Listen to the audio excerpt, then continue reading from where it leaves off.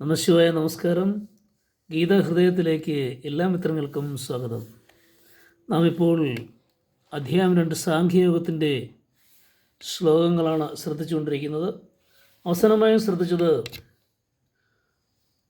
സ്ഥിതപ്രജ്ഞൻ എങ്ങനെയാണെന്നും സ്ഥിതപ്രജ്ഞൻ എങ്ങനെയാണ് സംസാരിക്കുക, എങ്ങനെയാണ് ഇരിക്കുക എന്നൊക്കെ അർജുനൻ ചോദിച്ചതിന് ഉത്തരം ഭഗവാൻ പറഞ്ഞു തുടങ്ങിയ ഒരു ശ്ലോകമാണ് നാം കേട്ടു നിർത്തിയത്.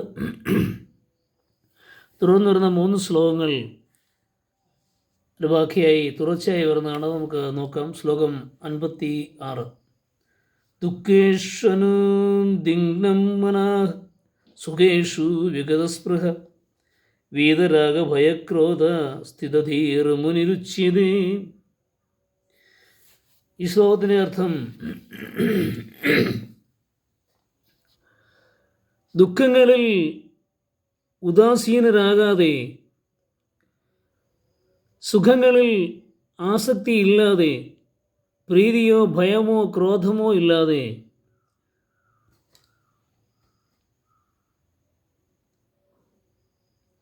ഇരിക്കുന്നവനെ, ഈ പറഞ്ഞ ഒരു സംഭവങ്ങളും ഇല്ലാതെ ഇരിക്കുന്നവനെ സ്ഥിതപ്രജ്ഞനെ മുനി എന്ന് വിളിക്കുന്നു.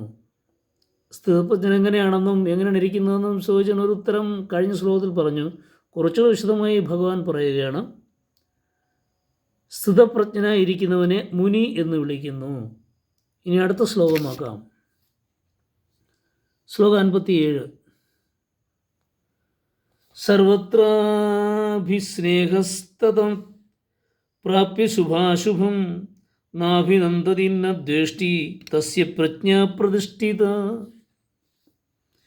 ഈ ശ്ലോകത്തിൻ്റെ അർത്ഥവും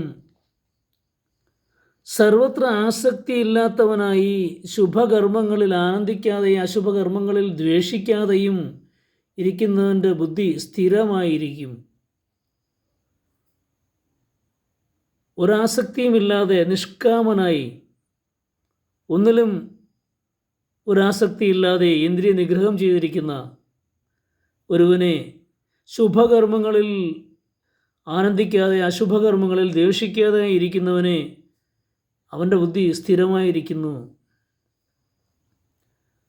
അടുത്ത ശ്ലോകം. യഥാ സംഹാരതേ ചായം കുർമോംഗാനീവ സർവശഃ ഇന്ദ്രിയാണി ഇന്ദ്രിയാർത്ഥേഭ്യസ്തസ്യ പ്രജ്ഞാ പ്രതിഷ്ഠിത. ഈ ശ്ലോകം പറയുന്നത് ആമ തൻ്റെ അവയവങ്ങളെ ഉള്ളിലേക്ക് വലിക്കുന്നത് പോലെ ഇന്ദ്രിയങ്ങളെ വിഷയങ്ങളിൽ നിന്ന് പിൻവലിക്കുന്നവൻ്റെ ബുദ്ധി സ്ഥിതമാകുന്നു. അങ്ങനെയാണ്. ആമ തൻ്റെ അവയവങ്ങളെ ഉള്ളിലേക്ക് വലിക്കുന്നത് പോലെ ഇന്ദ്രിയങ്ങളെ വിഷയങ്ങളിൽ നിന്ന് പിൻവലിക്കുന്നവൻ്റെ ബുദ്ധി സ്ഥിതമാകുന്നു. അതായത് സ്ഥിതപ്രജ്ഞൻ്റെ അർജുനൻ ചോദിച്ച ഒരു ഉത്തരത്തിനാണ് 4 ശ്ലോകങ്ങൾ, ചോദ്യത്തിനാണ് 4 ശ്ലോകങ്ങളിലായി ഉത്തരം ഭഗവാൻ പറഞ്ഞത്. ഒരാമയോട് ഉപമിച്ചിരിക്കുകയാണ്. ആമ തൻ്റെ അവയവങ്ങൾ ഉള്ളിലേക്ക് വലിക്കുന്നത് പോലെ എല്ലാ വിഷയങ്ങളെയും, ഇന്ദ്രിയങ്ങളെ എല്ലാ വിഷയങ്ങളിൽ നിന്നും മുക്തമാക്കി ഇന്ദ്രിയ നിഗ്രഹം ചെയ്ത് ഇരിക്കുന്നവൻ്റെ ബുദ്ധി സ്ഥിതമായിരിക്കും.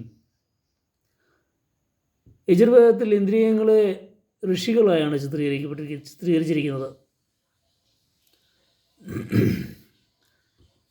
7 ഋഷികൾ ശരീരത്തിൽ സ്ഥിതി ചെയ്യുന്നുവെന്നും 7 ഋഷികൾ കൂടിയിരിക്കുന്ന ആശ്രമമാണ് ഈ ശരീരമെന്നും ഈ 7 ഋഷികൾ മറക്കാതെ ഈ ശരീരത്തെ രക്ഷിക്കുന്നുവെന്നും 7 നദികൾ ഉറങ്ങുന്നവനിൽ നിന്ന് പുറകോട്ട് പോകുന്നു. അപ്പോൾ യജ്ഞത്തിൽ നിന്ന് 2 ദേവതകൾ ഉറങ്ങാതെ ഉണർന്നിരിക്കുന്നു. മൂക്ക്, രസന, നേത്രം, ത്വക്ക്, കർണം, വാണി, മനസ്സ് എന്നിവ 7 ഇന്ദ്രിയങ്ങളാണ്. ഇവ 7 ഋഷികളുമാകുന്നു. ശരീരരൂപിയാകുന്ന ആശ്രമത്തിൽ ഇന്ദ്രിയങ്ങളെ വിഷയങ്ങളിൽ നിന്ന് പിൻവലിച്ച് ഈ 7 ഋഷിമാർ തപസ്സനുഷ്ഠിക്കുന്നു. ഈ രീതിയിൽ ശരീരത്തിൽ സപ്തർഷിമാർ തപസ്സനുഷ്ഠിക്കുന്നു എങ്കിൽ ആ ശരീരത്തോട് കൂടിയവനെ നമുക്ക് ഋഷി, തപസ്വി, യോഗി, മുനി എന്നീ പേരുകളിൽ വിളിക്കാം. ഇതാണ് യജുർവേദത്തിൽ പറയുന്നത്. സ്ഥിതപ്രജ്ഞൻ ആരെന്ന ചോദ്യത്തിന് സ്ഥിതപ്രജ്ഞനെ മുനിയെന്ന് വിളിക്കുന്നു എന്ന് പറഞ്ഞതുകൊണ്ടാണ് മുനി അല്ലെങ്കിൽ ഋഷി ആരാണ് എന്ന് പറഞ്ഞത് യജുർവേദത്തിൽ പറഞ്ഞതാണ് നാം ഇപ്പോൾ ഉദ്ധരിച്ചത്. ഇന്ദ്രിയങ്ങൾ സപ്തർഷികളാണെങ്കിലും വ്യസനങ്ങൾക്ക് അധീനരായി അസംയമികളായി രാക്ഷസരായി തീരാറുണ്ട്. ഇവരെ ഋഷികളാക്കി തീർക്കുന്നതിന് സംയമനത്തിൻ്റെ പാതയിലൂടെ സഞ്ചരിക്കേണ്ടതുണ്ട്. ഇതിനെന്ത് ചെയ്യണമെന്ന് പറയുകയാണ് വരാനിരിക്കുന്ന തുടർന്നു വരുന്ന ശ്ലോകങ്ങളിൽ. നമുക്ക് തുടർന്നു വരുന്ന ദിവസങ്ങളിൽ അത് ശ്രദ്ധിക്കാം.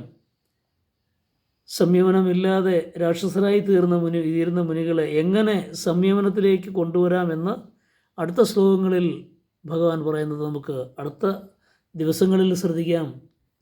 ഇപ്പോൾ ഈ 3 ശ്ലോകങ്ങളിലും പറഞ്ഞ സ്ഥിതപ്രജ്ഞൻ്റെ ഗുണഗണങ്ങളും സ്ഥിതപ്രജ്ഞനെ മുനിയെന്ന് വിളിക്കുന്നത് എന്താണെന്നും എല്ലാം പറഞ്ഞത് മനസ്സിലായി കാണും എന്ന് വിശ്വസിക്കുന്നു.